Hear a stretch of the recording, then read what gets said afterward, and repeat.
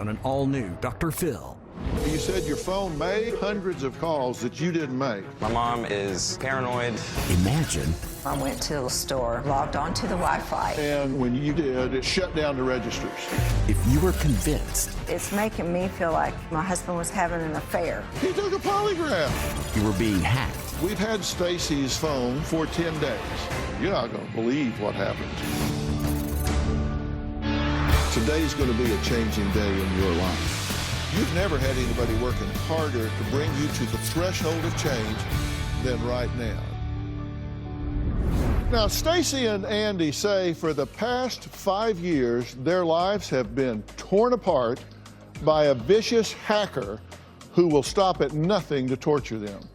Stacy says she has purchased 12 cell phones, 5 computers, 3 tablets, 7 modems, switched between every cell phone and internet provider, and even moved 4 times, all in order to thwart her hacker.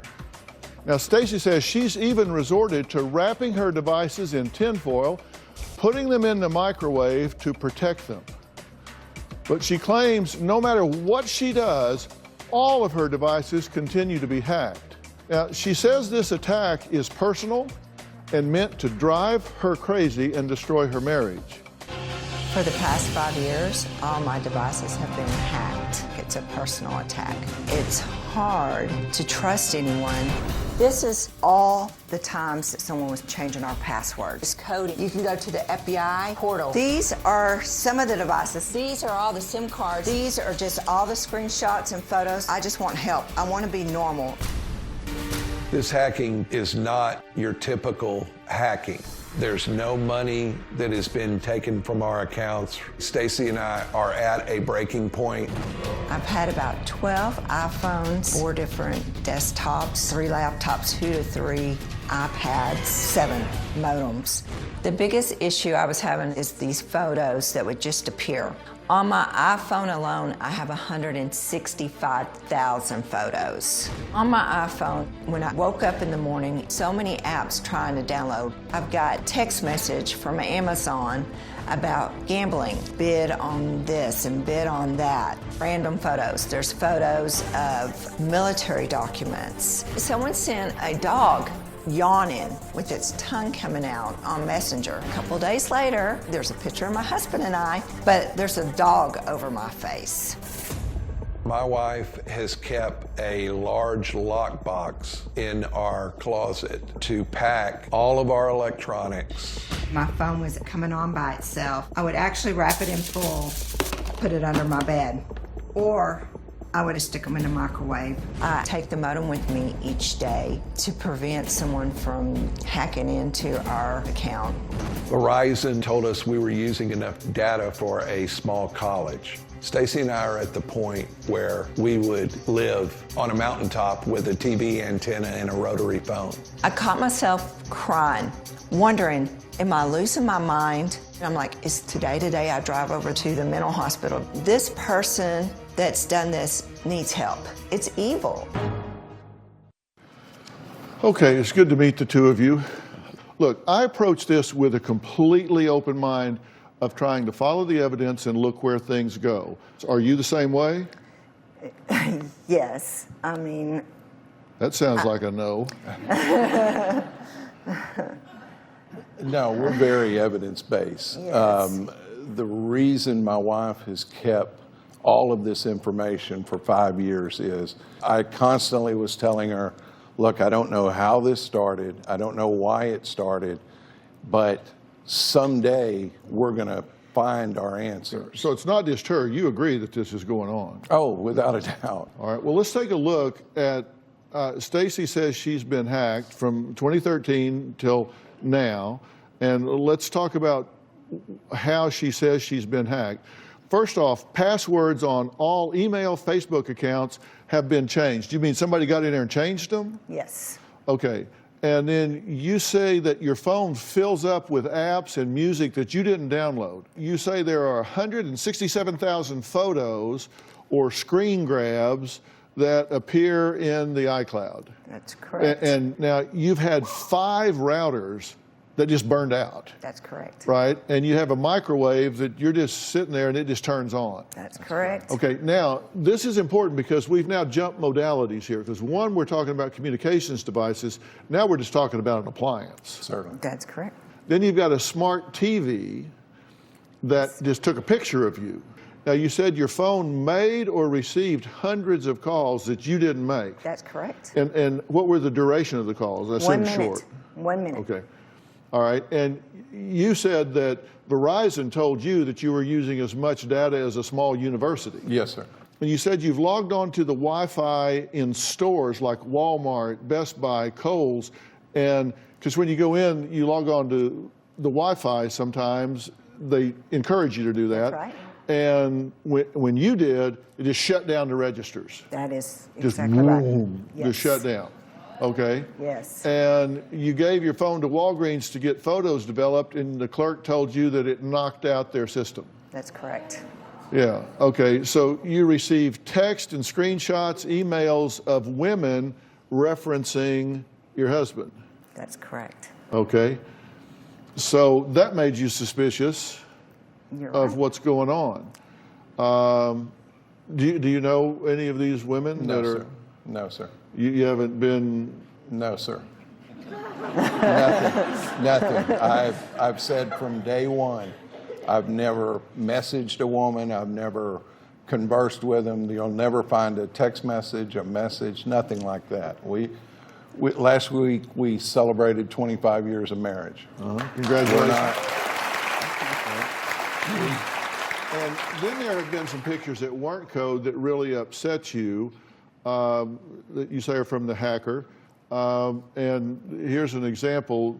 This is a picture of what? That's a picture of my grandson and I.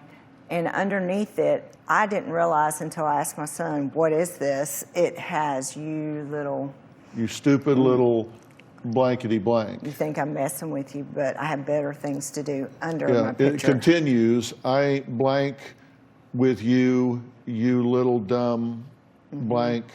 These are actually lyrics to Big Sean's hit single, I Don't Blank Right. With You. Right. That's right. And we wish they wouldn't, believe me. Yeah, and you don't know Big Sean. I did not know that. I just thought someone was being ugly until I went to my son. I said, did you do this? Because I'm accusing my son of doing this. And then you got a photo of a dog, and then the photo shows up superimposed over your face. That's right. So what we have here is we have a situation where you feel like you've been targeted by a hacker or hackers across a 5-year period for no apparent gain by them other than the harassment of you. You're right. No money taken, no identity fraud. The only issue that you've ever had was Facebook contacts switching once. So it was a wrong name with the wrong phone number, a wrong picture with the wrong name. Everything had shifted. Right, yes. Okay, and you gave your daughter a hacked computer and tablet, and she didn't have any issues. Your son that lives with you has not had any issues. Right, not with Okay. his personal All right, stuff. all right, fair enough. Okay, so next, Andy says the hacker seems hell-bent on destroying his marriage by making it seem as if he's cheated on Stacy. They've been married 25 years, as he just said, so the marriage is being attacked. We'll talk about that after the break.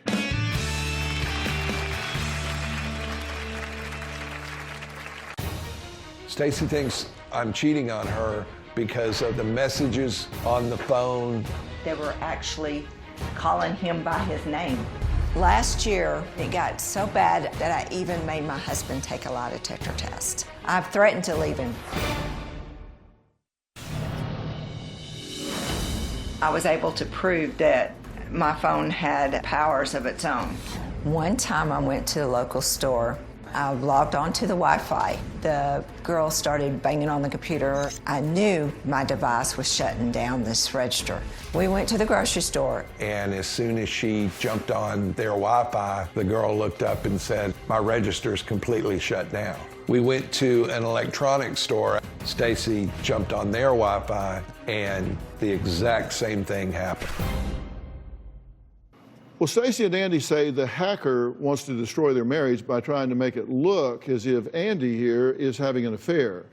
Now, Andy says he has done everything he can to prove to his wife that he's faithful, including taking a lie detector test and giving up his cell phone entirely. Take a look.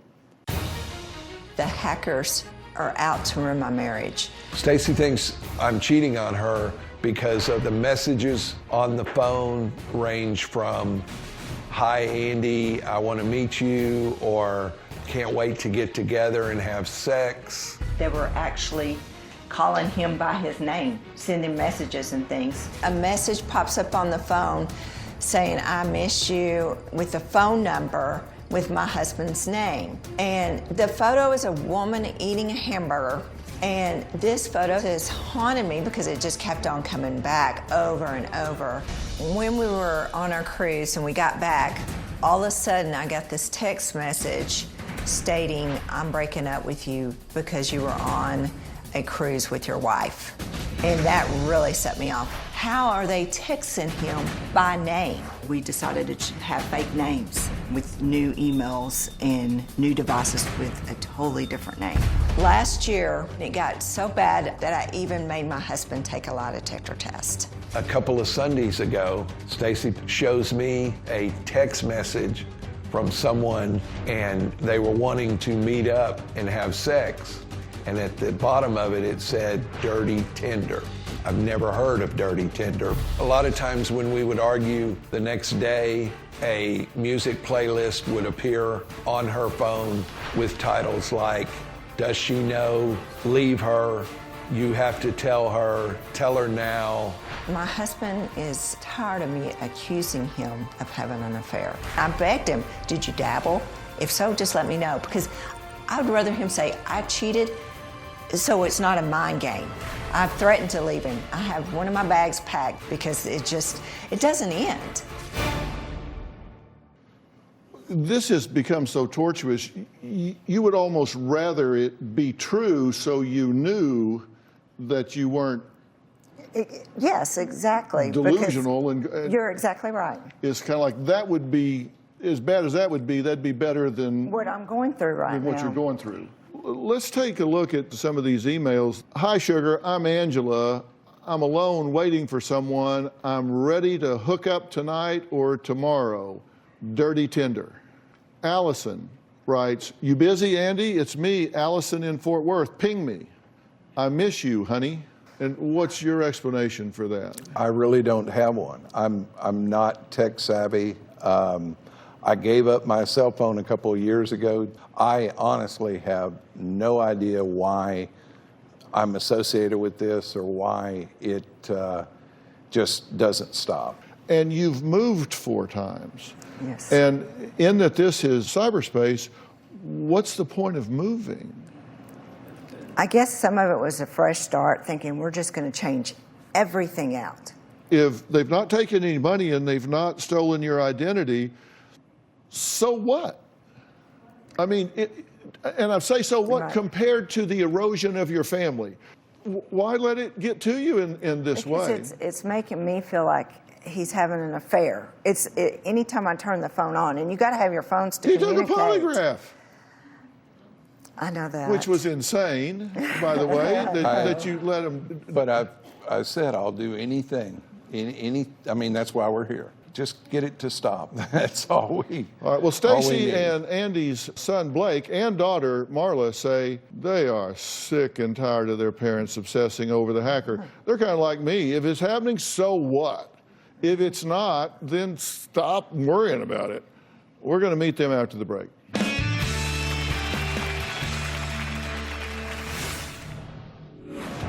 My mom is paranoid. These are just all the screenshots and photos that I was keeping. I am not the hacker. My mom's probably had over 40 phone numbers. Mom new, mom old, mom again. She's obsessed. When it comes to the internet and the hacking, I don't trust anyone. I suspected my husband and my son of hacking my stuff. My son Blake and I, we are oil and water. I love him. but I just don't like him. One time there was a photo of my grandson, and underneath it, it's a music lyric, but very vulgar, personal attack towards me. I was upset. I went to my son and I said, "Did you do this?" Well, Stacy and Andy's son Blake says even though he lives in their house, he's never experienced the hack. I am not the hacker. Why would I put random photos in their phones? Why would I put any type of secret message? There's honestly no way for me to do anything like this. It's weird enough that this has been going on for so long. My mom is paranoid. She's worried. These are just all the screenshots and photos that I was keeping so I can turn it over to someone so they can investigate it thoroughly. I want this to end just as much as they do. It's hard to live with my parents. If I talk to my mom, it's not really about much, usually small talk. And then she's on her phone. I try to stay away as much as I can. I decided to join the Air Force to be away from my parents. I live in the same house and my phone has never been affected by it. I'm a little skeptical of the severity of not only the hack, but the nature of it. I've seen a lot of it for a long time. It's just random pictures of numbers and Google searches and coding their names on different parts of the internet. So it's just, I don't know if you want to call it evidence or just my mom's evidence. I feel like it's like either spam or junk. I think possibly it is them being bad at technology. Well, Marla says that her mom is so fixated on being hacked that she's only seen her 8-month-old daughter twice. Take a look.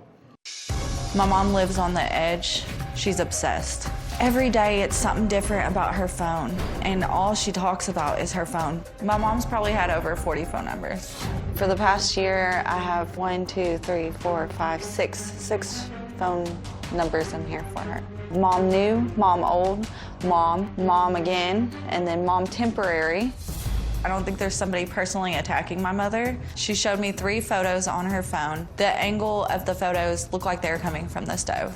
We thought her house was haunted for a while. I think that she went onto a website and she got a virus, and the virus has stayed with her. A few years ago, my mom started taking surveys online, and she would get free stuff. You have to put a lot of personal information. You have to put your income, where you live, even your daily routine. I believe that the surveys have been behind this whole hacking. The hacking isn't the first thing my mom's been obsessed with. My mom's been obsessed with Pinterest, weight loss, exercising. I want answers just for my mom's sake. Me and my brother want my mom to be normal again. Okay, I'm glad you guys are here. This has really affected the whole family, right? Yes. And you say you have an 8-month-old? I do. Well, congratulations. Thank you. And girl or boy? She's a girl. Uh-huh. And but you say that your mother's only seen her twice in 8 months? Twice in 8 months. Do you live like on another planet? I live 2 hours, but they have weekends off. Sometimes she has Fridays off, so she could come. My stepdad actually has come a little bit more to visit, but you think she's pretty consumed with this? she's very consumed. Okay. And what do you think's going on? You say you've never experienced it and you're in the house. Right. But you use the routers and everything that's in the house. How are you not hacked? I actually don't really use the Wi-Fi that much. Like, I just use my phone because I don't even want to mess with it. Do you tend to get obsessed with things? I have been obsessed with the internet because it affects me every single But day. I mean, if you've been, do you have, I mean, different people have different personalities. Do you have the tendency to get pretty intensely involved with things? Yes, I try to follow through when I start something, yes. Does it cause you pause when I'm talking about that this hacking seems to be jumping modalities? Like a hacker is now hacked your microwave, your TV, the registers at Kohl's. It's jumping modalities. It definitely causes concern.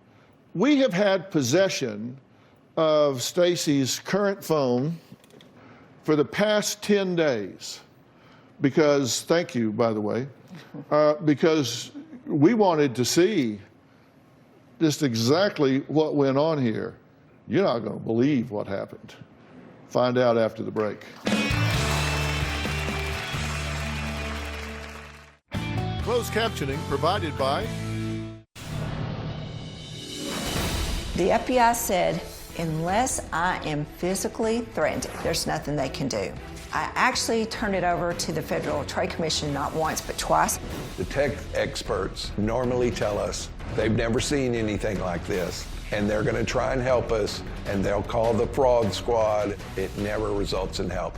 Most of the time, they tell us they're not familiar with what's on our phone. I'm kind of having a common sense alert here, just common sense alert. Because you got to step back and don't get bogged down in all the technology, just have common sense. Number one, it's gone on for 5 years. That's a hell of a practical joke. That's a hell of a harass somebody for no payoff, no money, no stolen identity. Now, here are the issues on Stacy's phone. This is the current phone. And as I say, we've had this for 10 days. Now, there's no way for the hacker to know whether this is in your hands or our hands. And you say you wake up daily to 30 plus photographs or screen grabs that you didn't take in your camera roll. Well, we had this for 10 days, and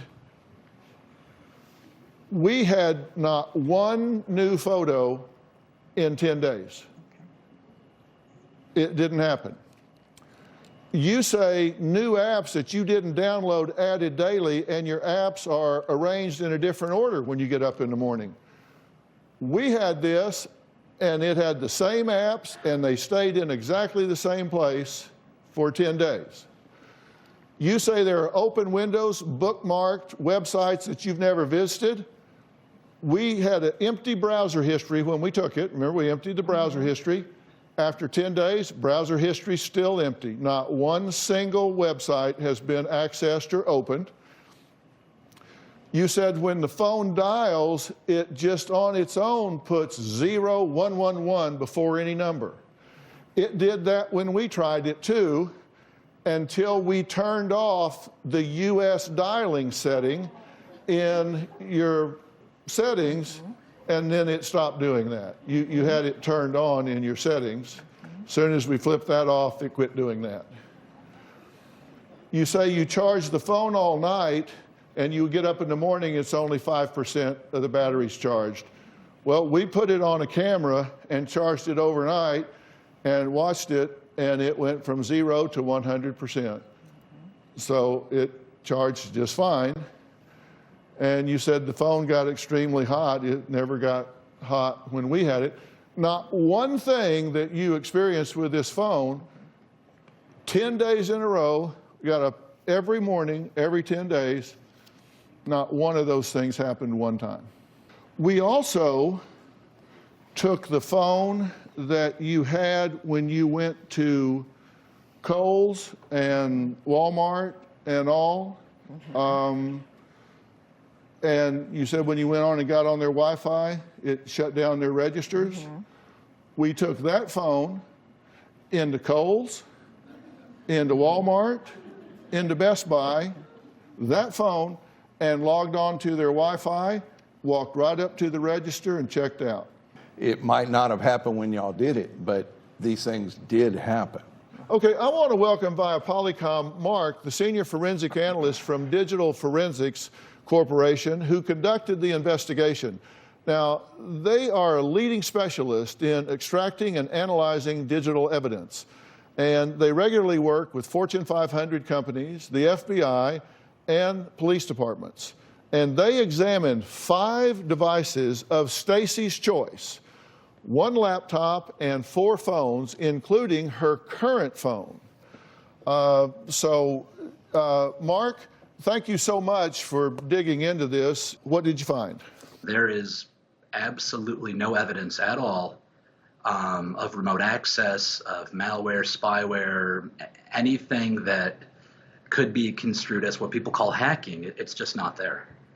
So there is no hacker, no one is hacking this telephone? No, that is correct. This expert is telling you that did not happen. You have not been hacked for 5 years. Where do we go from here? up to How you. do we get normal from here? Well, I'm glad you asked that. So let's take a break. What's to be done from here? I'll give you my thoughts after the break, and we're going to add someone to the conversation. Closed captioning provided by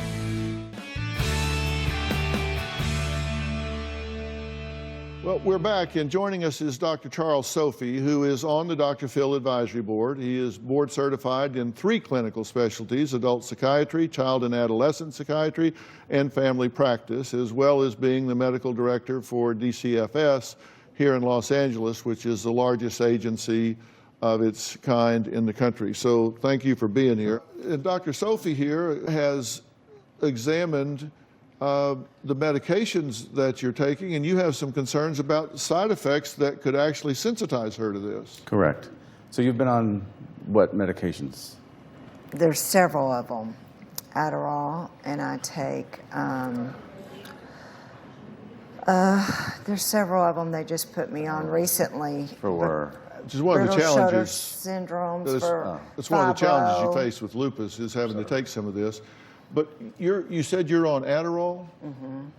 What are the side effects of Adderall? And hormones. What are the side effects of Adderall, particularly if you don't need it? Well, if you're on it for 5 days and you're off, then you're on, you're off. And for how many years? It can create a lot of the side effects.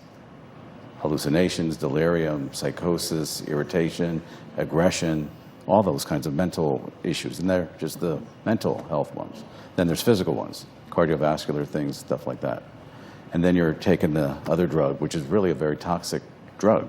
And that has huge side effects. And it's twisting your head. And you're misperceiving things. He supports you because he loves you, but it's not real. There are 2 things that I would like to do. One is the PNP clinic, which I think is one of the top diagnostic clinics in the country, if not the top, is right in your area. It wouldn't matter if it wasn't. I would send you there wherever. I think that the first thing that we should do is have you go there and get a complete and thorough evaluation and workup and see what your levels are medication-wise, do a brain scan, see exactly what's going on, because I think you might be victimizing yourself with this medication. I want to welcome Dr. Daniel Suzuki and Trevor Asmus. I've asked them to come, and Aurora Las Encinas. And this is a beautiful and safe environment for healing. It's located out in Pasadena. And when I say it's beautiful, my gosh, congratulations on having such a wonderful facility out there.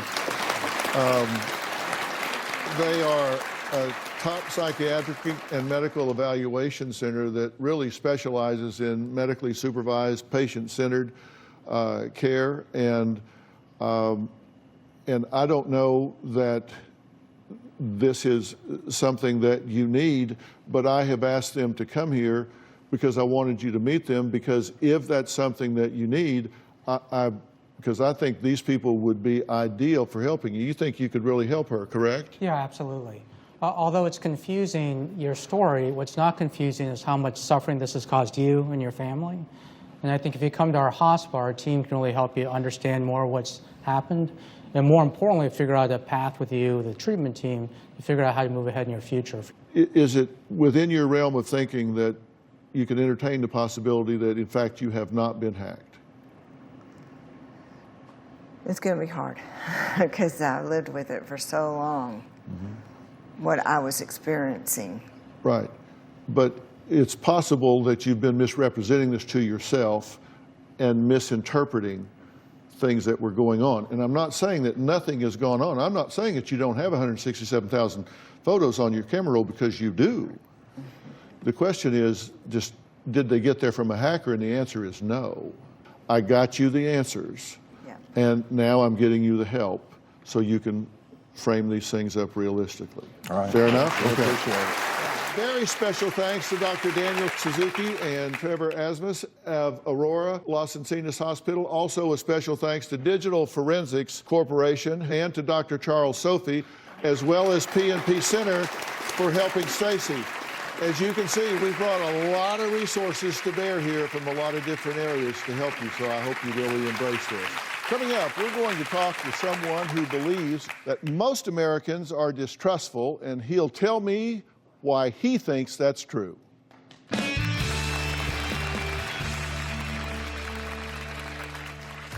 If I'm not telling somebody to commit violence, I am not inciting them to violence. Free speech is under assault because of a three-step argument made by the advocates and justifiers of violence. Left versus right matters a hell of a lot less than right versus wrong.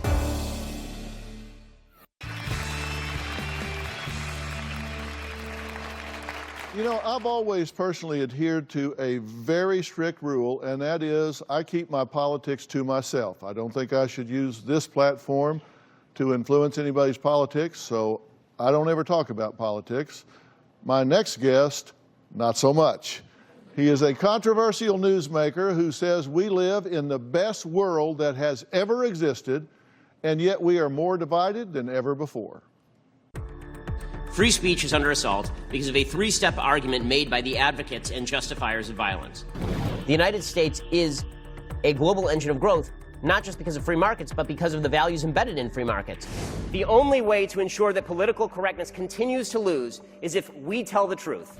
I have a very strong standard with regard to incitement. If I'm not telling somebody to commit violence, I am not inciting them to violence. If we don't have social fabric, if we don't have community, if we don't know what America is about or what we're doing in the world, if we don't have purpose and meaning, it makes it almost impossible to live a fulfilled life.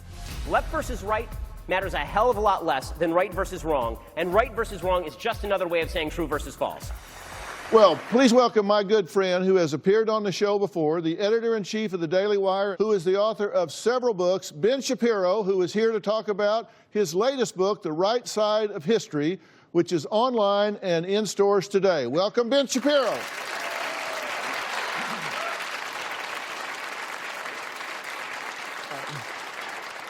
I always introduce you as controversial. I have to. You are controversial.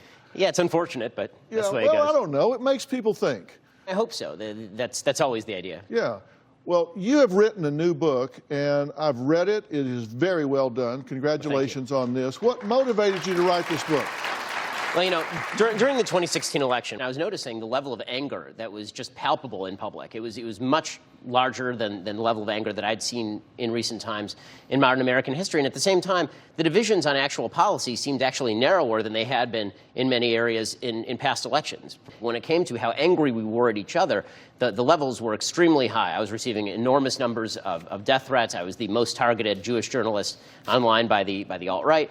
Why are we so angry at each other? Why are we so mad? And that got me to thinking, what do we even have in common with each other anymore? And that brought me to the book. The book is about two mysteries, you say. The first mystery, why are things so good? The second mystery is, why are we blowing it?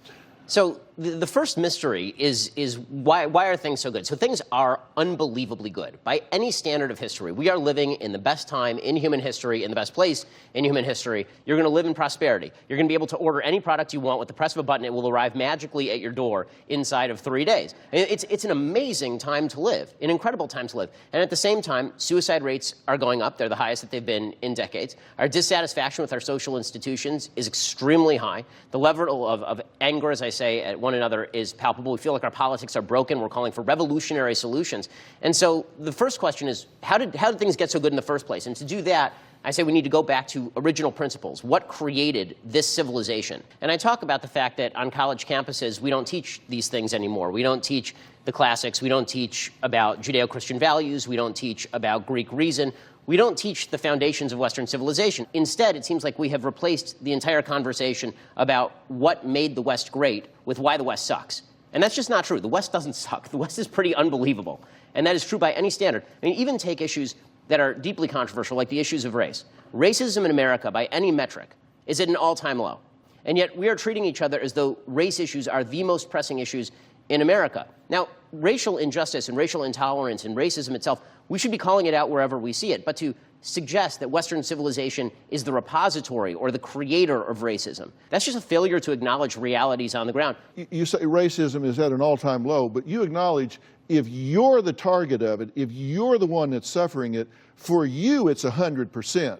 You might be a part of a statistic where it's the lowest it's ever been, But if you're the one that's being excluded, you're the one that's being marginalized, you're the one that's being impacted by it, for you, it's 100%. It doesn't matter where it is statistically. That is, of course, true. And as I've said, I was the #1 target of online anti-Semitism in 2016. That does not mean that America is an anti-Semitic country. America is an overwhelmingly philo-Semitic country that has been incredibly good to Jews.